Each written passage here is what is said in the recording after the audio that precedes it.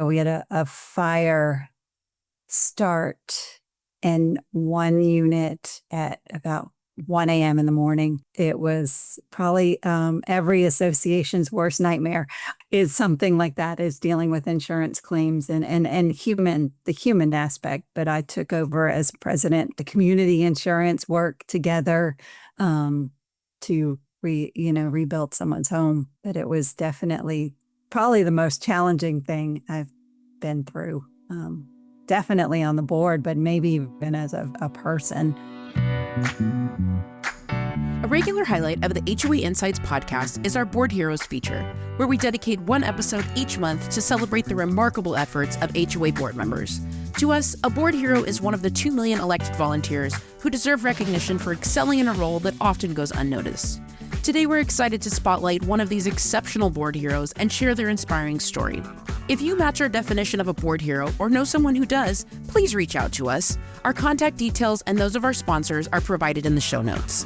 Welcome back to HOA Insights, Common Sense for Common Areas. I'm Robert Nordlund, and I'm here today for episode 126 with another one of our board heroes we're proud to celebrate. Michelle Mansour is an 8-year board member at her condominium association in Mount Pleasant, South Carolina. And professionally, she's an intellectual property paralegal. She volunteers for the Town of Mount Pleasant Planning Commission, and she's an usher with a local minor league baseball team, the Charleston River Dogs. And when she's not doing all these work-related tasks, and remember, she's also a board member at her association, she tells me she enjoys knitting, paddleboarding, yoga, reading, and sunrise dog walks on the beach.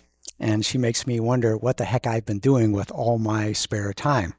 And so we'll hear from Michelle in just a minute. But first, I hope you enjoyed last week's episode number 125 with regular co-host and insurance expert Kevin Davis, seeing the world through his eyes as a leading D&O insurance provider. And it's because of that when he was listening to episode 110 about how to read financial reports, his brain immediately clicked to, well, what about the boards who don't understand their financial reports? What's the cost or what's the problem with that? So last week we talked about the cost to the community when all the board members don't have a working understanding of their association's financial position.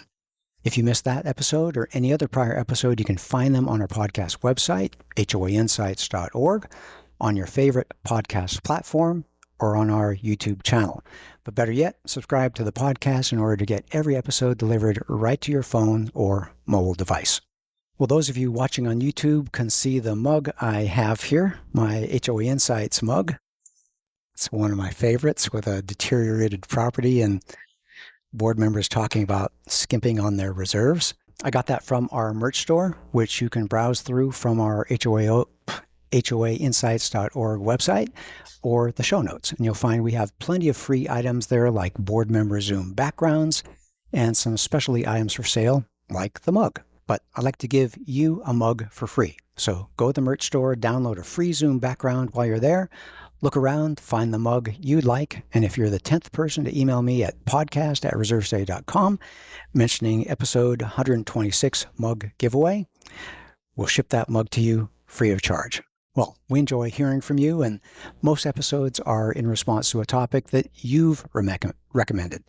So stay in contact, letting us know what questions you have or topics that you'd like to hear more about. Leave us a voicemail at 805-203-3130. Leave a comment on the YouTube video or send us an email at podcast@reservestay.com. Back to today's episode. So, Michelle, let's start out by telling our audience the 3 words you use to describe being a board member. Challenging, educational, and humbling. Why is that? In a condo regime, the hardest thing is running a business and learning how to run a business when you do not have a business background. So I think that's where the challenge and educational combines together. Learning how to read financials, learning what needs to be done to upkeep a aging community. And keep your neighbors happy at the same time. And it is very humbling to realize that it is you're going to feel like you fail more often than you succeed, how much it does cost and how much work is involved. and how much you have to rely on other people to help you through that, whether it's property management or other board members. That's interesting. So tell us more about your association. You said 62 units. How old is it? You said an aging association? The buildings are 40 years old. They converted to condos in 2006. So we're coming up on 20 years of being a condo regime. Got it. And professionally managed? Yes. Okay. And let me ask a careful question. Does that make life easier or harder? Do you have a management company that's helpful or one that you continually have to encourage and correct and wait for? How's that fit in at your association? We changed to a new property management company at the beginning of the year. So there's Okay. been some growing pains. Okay. They are not as hands-on as our last management company. So there's a lot left up to the board, which has become a learning experience for the board, stuff that we're not normally used to doing. We've had to take on. But overall, I would say their software platform is amazing. Our neighbors really love it. It's very user-friendly. I like the way they do their financial reports. It's more of working with vendors and speeding up that process that I think has been our hardest with this current property management company. When you first said that it's requiring more of you, I was thinking, well, why'd you make the change? But it sounds like there's, like with so many other issues, there's trade-offs. This one has a better technology, we can say, but it's requiring a little bit more of the board. I think it was a partly financial decision to change. Okay. And in part we were like, the technology and the financial aspect, making that easier and easier for neighbors to access information was important to us. To find out what's going on with their account or with the association with their overall. Account or with all of our meeting minutes, all of the governing documents are easily available to them. Just making requests, being able to monitor when they make a request, the process. We did not have that before. So it's nice if they can just log in and see, okay, my request was received and it's at this stage. Excellent. So they can Without see that. having to stop us when we walk out our doors and say, hey, did you see this? I emailed the management company last Tuesday. Have they told you about, is it happening or not? That's good. That's good. Well, tell me about your role at the association. How long were you there at the association before you became a board member? I lived here for about a year and a half before I became a board member. And why did you become a board member?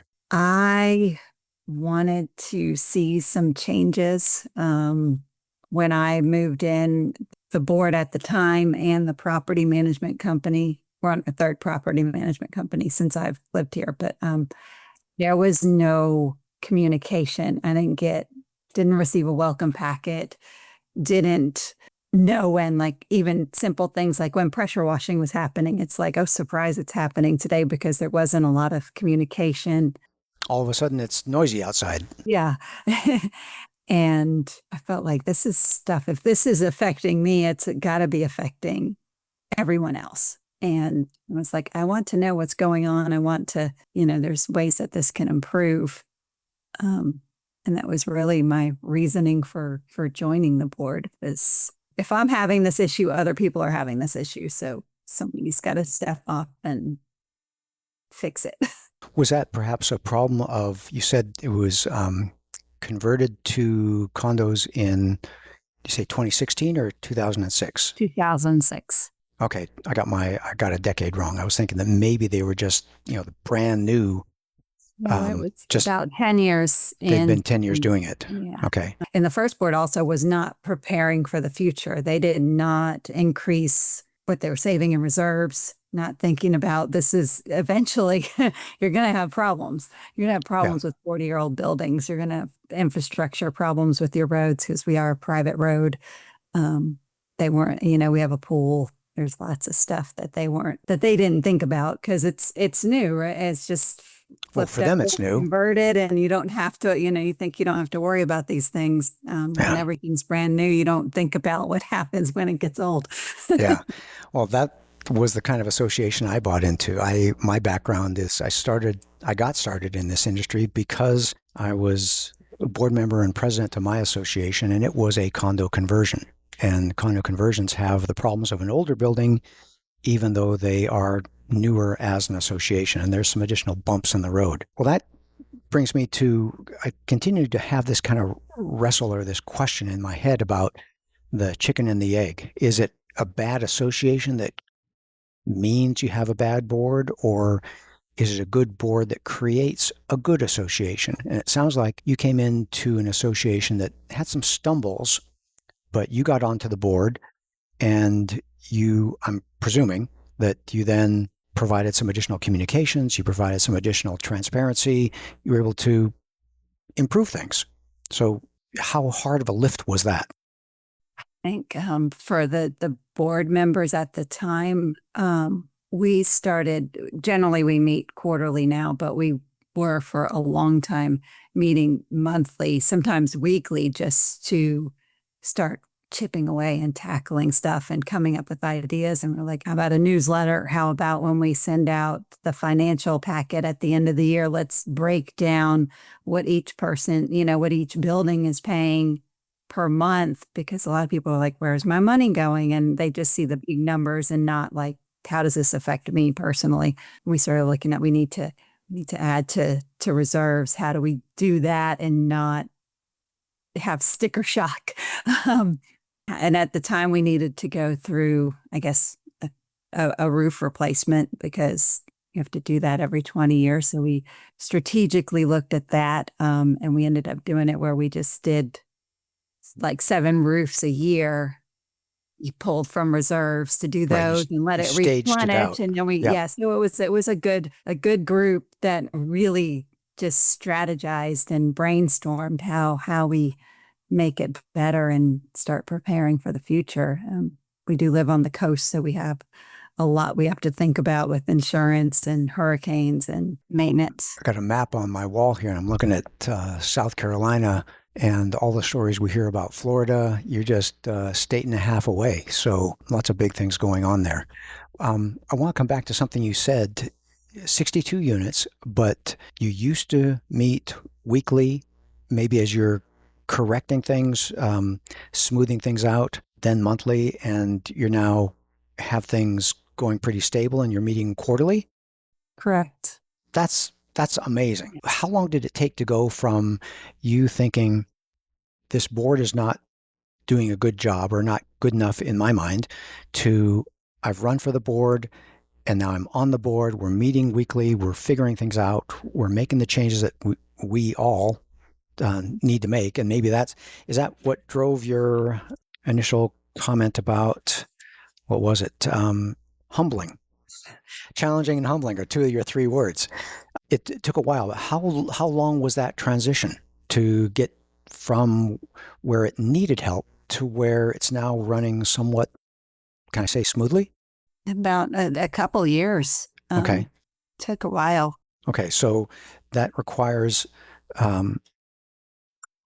some persistence and some faithfulness to stick to it and see it through. I think teamwork is a big thing too. It's important to have other board members. All of you have to be in it together, and board members cycle off. So new board members coming in, making them feel welcome and appreciating their ideas. Tell me about that. How many on the board? How long are the terms? Things like that. We have 5 board members with 3-year terms. I am actually in my 3rd term. By choice. Are they staggered terms? So yes, you don't so okay, that's good. Cycles. It's 2, 2, and 1. So cycle off 2 this coming year, and some people run for multiple years. Sometimes we just don't have interest. That's the hardest part, is nobody wants to sit in the cheap seats. So well, in the cheap seats. In the hot seat, I would say. Yeah. When you're walking around the association, do you feel like you have a a red shirt on, that you're branded, and people say, there's Michelle, let me ask her a question? Like, are you known as a board member, or are you just Yes. one of the people? No, I think all of us board member, I probably receive the most feedback from neighbors, but other board members do too, and report back to the board. They know exactly who all of us are and where we live. Okay. Sometimes they show up on your doorstep. Knock, knock, knock.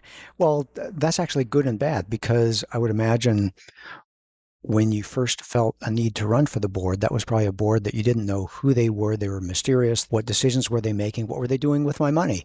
And now you're part of a team, and I want to follow up on that, that you are the board, you're running the association, there's an increased transparency, you've got things going smoothly enough. Tell me how you, well, yeah, two things. Tell me how you are communicating to the homeowners at this point in time, and how often. We do our quarterly newsletter. We do emails in between, not just from property management, which is your normal e-blast that something's coming up, but we do try to fill them in if something's happening that's a big deal. Like, we had a very rare snowfall in January. We don't usually get snow in Charleston, and we had like a water main break. So, and of course it was on a Saturday. Of course. Property management's not there. So the board, I'll do up a letter and have the other board members proofread it and email it to everybody. So we try to be like, this is what's going on. Don't panic. We got it under control. So we try to try to be immediate, responsive. I like that. Well, I like, so many times you've used the word we, and I think that's one of the hallmarks of an effective board, is that they are a we. It's, in the bigger sense, it's our association, and then we as the board are working together on this. Michelle can do this, I'll do this, I'll proof it, you draft it. What do we need to say? How much do we need? We don't want to overwhelm them with information, all this kind of stuff, that it's a we together. And I think, well, let's go with that. What are, in your mind, the hallmarks of a well-functioning board? Definitely the communication. If, using your abilities. We have a board member who works in construction. She's an invaluable asset. She knows, like, if we're fixing a fence or what the cost of lumber is, whether we're getting a good deal. Okay. We have an educator. He's the best mediator in the world. Good. He's been teaching high school for a very long time. So it's like, I'm like, if we have a neighbor dispute, I'm like, Tom, can you please Yeah, good. do this for me? And we have a newer board member, and he's all in. If I have to meet with a vendor, I can call. He works from home too. I can call him, and he comes out and meets with me. I'm like, I'd prefer two of us, so nothing's lost and misinterpreted, or he might understand better what the problem is than I do. So we try to have all hands on deck. Good. And use your strengths. We have like a realtor on the board. She knows curb appeal and what we should focus on making look nice, because that is important, keeping property values up. So how much time per week does this all take? You're down to quarterly board meetings, but you are communicating in between, ongoing relationships with vendors, staying on top of the management company, looking at the financial reports. What's this boil down to on a weekly basis or a monthly basis? It depends. This year has been busier than normal. When you switch management companies, it does take a lot more time. Generally, like this month, I might put in 10 hours. At, bad month, it might be, I've gone up to 30 hours. I try to, as a paralegal, I keep track of time for my job. So Good for you. track of time for everything. Yeah, so it just really depends on the month and the type of meetings. If we're getting ready for annual meeting or a budget meeting, of course, I'm spend a lot more time that month than in July, where there's not much going on. And I do have we have a different officers on the board. So, the financial officer, he'll review all the finances and then send me questions. I look at them too, but trust him to do them more in depth. Yeah, it's one thing to have a understanding. It's another thing to double check the math and those kinds of things. Michelle, I have a long list of questions that I still want to get to, but it's time to now take a break to hear from one of our generous sponsors, after, again, which we'll hear much more from Michelle about her association and her experience as a board member. Tired of low returns on your HOA reserves? With HOA Invest technology available nationwide through SEC-registered Capital CS Group and Keystone Private Wealth, you can now grow your community's funds with competitive, tax-efficient returns while keeping them safe and accessible. Our accounts are held with Charles Schwab, and HOA Invest's API integrated technology gives you daily access to balances, holdings, transactions, Schwab statements, and a nationwide inventory of CDs and treasuries, all in one easy-to-use platform. Ready to grow your reserves? Get personalized strategies and a free investment policy review with HOA Invest, your trusted partner for securing your community's financial future. And we're back. Well, we're here with Michelle, board member from South Carolina, and I want to hear more from Michelle. Specifically, she tempted me with a story earlier about one of the big challenges that she faced right when she got on the board. So, Michelle, tell me about what was going on with the association when you became a board member. Well, I guess I had been on the board about a year. Well, not quite at that point, but we had a 2-alarm fire, 32 buildings, so 61 units. So they're built like duplexes. Okay. So we had a fire start in one unit at about 1 a.m. in the morning. And it ended up taking out one full building and another half of a building beside it. The firewall stood and protected the other side. Fire response was really quick. They're right down the street. But I had never witnessed a fire like that before, where a whole building It's goes just up like whoosh. gone. Old wood and just, dry conditions. It was probably every association's worst nightmare, is something like that, is dealing with insurance claims and the human aspect. But I took over as president about halfway through that, because our president at the time relocated. So I dealt with a lot of the hardest thing is human emotion at that point. People who lost their homes, the people, even, the entire community is affected by something like that. It's a very small community. We're very close. So, but it's in rebuilding. I learned a whole lot about codes and construction and building something back to the way it was, and how your master deed works, how HO6 and the community insurance work together to rebuild someone's home. But it was definitely probably the most challenging thing I've been through. Definitely on the board, but maybe even as a person.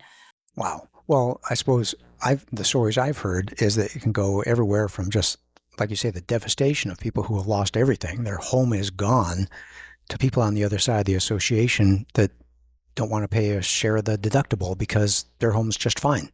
And what's all the fuss about?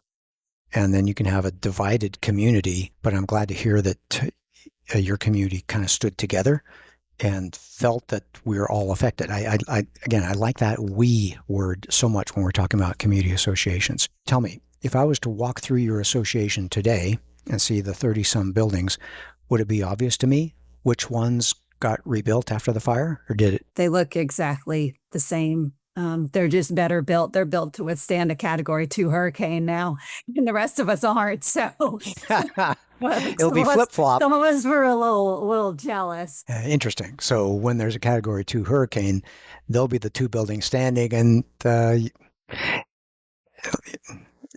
hope we don't have that problem. I hope we don't ever have. I lived through Hurricane Hugo as a kid, so I hope never to live through something that devastating again. Yeah.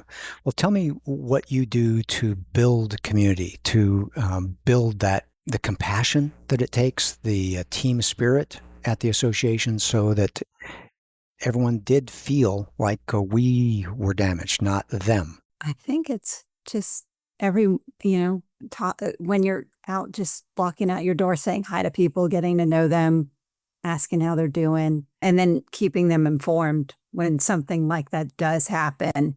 It's like, we're on it. This is what's happening. This is when we expect to start rebuilding.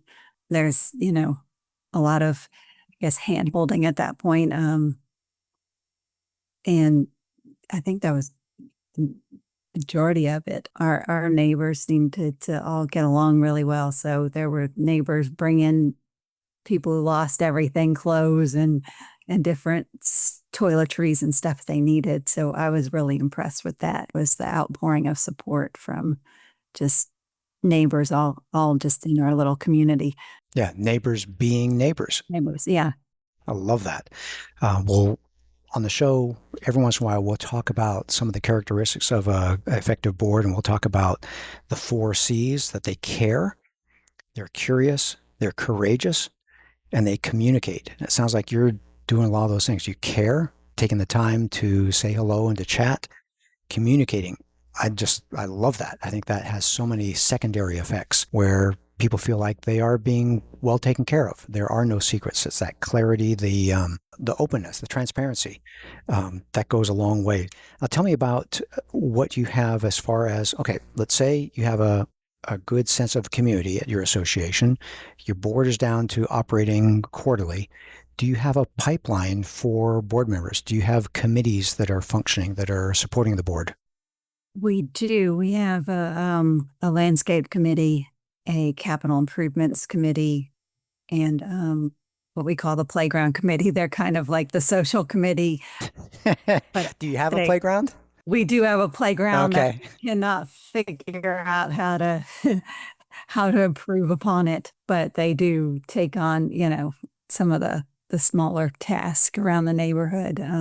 Like after storms, we organize neighborhood cleanups instead of spending the money for the landscaper to come out and do it. We're like, hey, we'll buy the debris bags and everybody come out on a Saturday and we'll all get together and clean up together. I like that. Again, that it's our community. And you're not just saying, ABC Landscaping will handle it, hopefully a week from Tuesday. It's us acting like neighbors.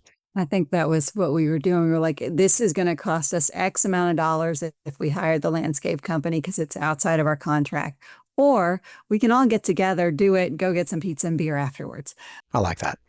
Now, the insurance expert that I've heard, they're all going to say, make sure you have volunteer insurance riders on your policy. So I think there's something like that out there. Tell me more. Yeah, I haven't checked our insurance for that. So you have community building events. You have a board that's functioning effectively. Tell me about the community itself. Is there an age range? It's like, do you have a nice blend of people from South Carolina, older people, younger people from far away? And how does that affect the community spirit there? We do. We have, I'd say 40% of the neighbors live here full time and the rest do not. It's vacation homes, rentals, and the people who live here full time. And we have everyone from like, single people, young professionals just starting out, young families to retirees. So it's a very vast demographic. It's a nice mix. Nice little, yeah. Okay, good. I think that often is very helpful at an association. Some people are afraid that, what are we going to do with young kids running around? Or we have to make sure the stair railings are good because we have some elderly people in the association. But I think that just a wonderful blend. You have a nice engagement when there's people across generations, people with different accents, everything like that. Tell me about your board meetings. What makes for a good board meeting? When you look back and say, that was a good one, why would you rate it as a good one? We stick to the agenda. You can go off the rails, and make sure because we have open board meetings other than the budget meeting, all our board meetings are open, that we make sure we hold the neighbors in check, even though it's hard. You want their feedback. We're like, your feedback comes at the end. We've got to do our job because they all want a part. And I'm like, if you want a part, you got to get on the board. Good. Or join a committee, because the Yep. committee will report to the board during the meeting. But yeah, it's managing it and keeping it, keeping focus, and making sure who gets assigned what task while we're in the meeting, follow up after the meeting. So As you meet quarterly, does meeting less frequently than monthly mean you have more participation from homeowners because they want to make sure they catch up on what's been going on, or less participation because the board's got it covered and it's in good hands? I think we probably have more quarterly than we would have monthly, just because people would probably get bored or something. But it also, it depends on our agenda and what's going on at the time, how much interest. But we usually have it averages from 8 to 16 homeowners. It's not a huge it's not a huge showing at the annual meeting. It's a better showing than, and even then it's hard to make a quorum. I assume that's pretty standard with people wanting to be involved. I always think if there's nobody showing up, we're doing a good job. Yeah. Otherwise, they're there with torches and pitchforks. Oh yeah. Yeah. After the 2-alarm fire we discussed, we did get sued by a homeowner, even though it wasn't our fault. She sued over the reconstruction. But that was like, that next meeting was like, everybody's there because you have to be like, it's no big deal. Insurance will cover it and the lawyers will figure it out. It ended up settling, but yeah, she just wasn't happy with the rebuild. So I think there's a lot of human emotion involved in that too. When you lose everything, explaining that to the neighbors, that was definitely a big challenge, was explaining, like, people see lawsuit and they think the whole world, Armageddon's coming. We're going to have to pay so much money. And I'm like, no, it's okay. I think two things from that. One is you confronted it, you communicated it simply and clearly in a timely manner, and you were well prepared, and you had a reputation of being transparent. And once you said, it's going to be okay, it's covered by insurance, nothing new, nothing to see, everything's okay. And probably your demeanor and even presenting that probably gave people the assurance that it's going to be okay. It's not a big deal. So that's your payback for all that time of being transparent, communicating well, that you had built that political capital of trustworthiness, which is just wonderful. Michelle, we want to thank you for taking the time to join us on today's program. Any final thoughts to share on your board member experience? Just, other board members, hang in there and do your best. I always think of Tony Horton. I like to work out. So Tony Horton always says, do your best and forget the rest. I think that's the biggest thing is don't take it personally. That's the biggest thing. That was the biggest lesson I've had to learn is it's not always about you, or don't take it personally, because you can let it eat you alive when you're when people are disappointed or you're not going fast enough, or you have to say no to people for whatever reason. Yeah, I like that. You've talked about right at the start about it being challenging, it being educational and humbling. And yeah, you don't want to take it personally because it's a volunteer position. You're not getting paid enough to take this kind of garbage. Chin up, be clear about what's going on, and smile, take the time, and you're going to earn a lot of brownie points and a lot of friends. They're going to probably end up taking your side, and you feel supported. And when you say, hey, can you help? We had a storm, there's cleanup. Can you help on Saturday? People show up. It's not like you're the only one. So you've built community at your association. Well, we want to publicly acknowledge Michelle for performing a thankless job well in what sounds like a beautiful place to live, except when there's a storm that needs cleanup. Well, we're glad she's there on the board to keep it operationally sound to match the property's natural beachfront beauty. Well, we hope we gain some HOA insights and encouragement from Michelle's observations and some experience that helps you bring common sense to your common area. And remember, if you match our definition of a board hero or know someone who does, please reach out to us. We love having board heroes on our program. Our contact details are provided in the show notes. Thank you for joining us, and we look forward to another great episode next week. You've been listening to HOA Insights, common sense for common areas. If you like the show and want to support the work that we do, you can do so in a number of ways. The most important thing that you can do is engage in the conversation. Leave a question in the comment section on our YouTube videos. You can also email your questions or voice memos to podcast@reservestudy.com or leave us a voicemail at 805-203-3130. If you gain any insights from the show, please do us a huge favor by sharing the show with other board members that you know. You can also support us by supporting the brands that sponsor this program.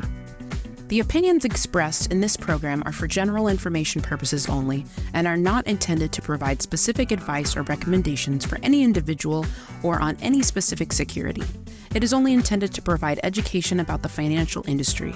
To determine which investments may be appropriate for you, consult your financial advisor prior to investing. Any past performance discussed during this program is no guarantee of future results. Any indices referenced for comparison are unmanaged and cannot be invested into directly. As always, please remember investing involves risk and possible loss of principal capital. Please seek advice from a licensed professional. Capital CS Group LLC is a registered investment advisor. Advisory services are only offered to clients or prospective clients where Capital CS Group LLC and its representatives are properly licensed or exempt from licensure. No advice may be rendered by Capital CS Group LLC unless a client service agreement is in place. Finally, this podcast was expertly mixed and mastered by Stoke Video and Marketing. With Stoke on your team, you'll reach more customers with marketing expertise that inspires action. See the show notes to connect with Stoke